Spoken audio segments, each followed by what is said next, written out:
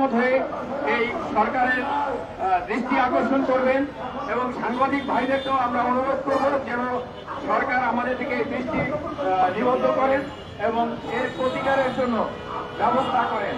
এবং আপনারা জানেন, ফাদার বলেছেন যে আমাদের যে প্রতিষ্ঠানগুলি আছে সেই প্রতিষ্ঠানগুলি সর্বশ্রেষ্ঠ বাংলাদেশে। সে হাসপাতাল বলেন, শিক্ষা প্রতিষ্ঠান বলেন, কোঅপারেটিভ বলেন, এই প্রতিষ্ঠানগুলি আমরা শুধু শ্রেষ্ঠ নয়, সর্বশ্রেষ্ঠ। আমরা সংখ্যায় কম হলেও আমাদের প্রতিষ্ঠানগুলি উৎকৃষ্ট এবং সর্বশ্রেষ্ঠ। অতএব আমাদের দিকে দৃষ্টি দেওয়া উচিত সরকারের, যেন আমরা এই দেশে সত্যিকারে ভাবে একজন স্বাধীন নাগরিক হিসেবে আমরা বসবাস করতে পারি এবং আপনাদের পাশে থেকে আমরা যেন আরো উত্তরোত্তর ভূমিকা রাখতে পারি বাংলাদেশ বিনির্মাণের জন্য। ধন্যবাদ সকলকে। ধন্যবাদ স্বপন হালদারকে। এ পর্যায়ে বক্তব্য রাখার জন্য অনুরোধ জানাচ্ছি রমনা ক্যাথিড্রাল চার্চের সদস্য শিলা কস্তাকে। আমরা এখানে সমবেত হয়েছি। ইদানিংকালে আমাদের চার্চে বিভিন্ন জায়গায় ককটেল বোমা বিস্ফোরণ হচ্ছে।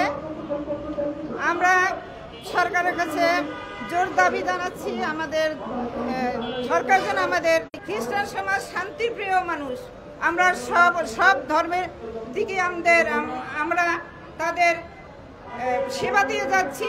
আমরা চাই, আমরা হয়েছি এই দেশের নাগরিক, আমরা চাই আমরা যেন সব ধর্মই আমরা একত্রে মিলেমিশে এই দেশে বাস করতে পারি। আমরা কোনো অন্যায় অবিচার আমরা চাই না, আমরা চাই। এই জন্য আমরা আমাদের উপর যে নিপীড়ন হচ্ছে চার্চে, আমরা যেন সুন্দরভাবে আমাদের নিজ নিজ ধর্ম আমরা যেন নিজ নিজ ধর্ম সুন্দরভাবে পালন করতে পারি। এই জন্য আমরা সরকার যেন আমাদের দিকে দৃষ্টি আকর্ষণ করে। ধন্যবাদ শিলা কস্তাকে। এ পর্যায়ে বক্তব্য রাখার জন্য অনুরোধ জানাচ্ছি কেন্দ্রীয় নির্বাহী কমিটির সদস্য বাবু সুশীল বড়ুয়াকে। আজকের মানববন্ধনের সম্মানিত সভাপতি, উপস্থিত খ্রিস্টান সম্প্রদায় সহ বিভিন্ন সম্প্রদায়ের সদস্য সাথীরা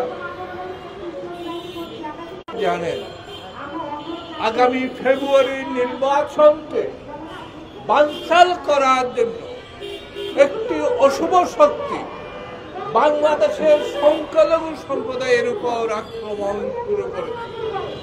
তারই অংশ হিসেবে গত কয়েকদিনে খ্রিস্টান সম্প্রদায়ের বিদ্যালয়, শিক্ষা প্রতিষ্ঠান সহ বিভিন্ন প্রতিষ্ঠানে হামলা করা হচ্ছে। সুধীবৃন্দ, আপনারা জানেন, বিগত 17 বছরে অশুভ শক্তি খ্রিস্টান সম্প্রদায়ের পুরোহিত, বৌদ্ধ সম্প্রদায়ের পুরোহিত, হিন্দু সম্প্রদায়ের পুরোহিত সহ সংখ্যালঘু সম্প্রদায়ের বিভিন্ন প্রতিষ্ঠানে হামলা করে বাংলাদেশের সাম্প্রদায়িক সম্প্রীতিকে বিনষ্ট করেছিল। তেমনিভাবে এখনো আগামী নির্বাচনকে বানচাল করার জন্য সেই অশুভ শক্তি আবারও তৎপর শুরু করেছে বাংলাদেশের সাম্প্রদায়িক সম্প্রীতি বিনষ্ট করার জন্য। সুধীবৃন্দ, তাই আমি মনে করি যে কোনো চক্রান্ত, যে কোনো সম্প্রদায়ের নির্বাচন বানচাল করা যাবে না। আমরা সব সম্প্রদায়ের সাথীরা ঐক্যবদ্ধভাবে তা প্রতিরোধ করব। সাথী বন্ধুরা, আপনাদেরকে আরেকটি কথা বলে আমি আমার বক্তব্য শেষ করব। আপনারা জানেন, উগ্র জাতীয়তাবাদ, উগ্র মৌলবাদ, ওরা জমজবোধ, তারা গণতন্ত্রে বিশ্বাস করে না। তারা সমাজকে, রাষ্ট্রে বিশৃঙ্খলা সৃষ্টি করে, দেশকে অস্থিতিশীল করে সম্প্রসারণবাদী দেশের স্বার্থ রক্ষা করে চলে। তাই আমি সবাইকে আহ্বান জানাবো, এই দুই শক্তিকে, উগ্র মৌলবাদী শক্তি, উগ্র জাতীয়তাবাদী শক্তিকে প্রতিহত করে আগামী যে নির্বাচনকে সুষ্ঠু সুন্দরভাবে পরিচালনা করার জন্য বর্তমান অন্তর্বর্তী সরকারের আহ্বান জানিয়ে আমি আমার বক্তব্য শেষ করছি। ধন্যবাদ বাবু সুশীল বড়ুয়াকে।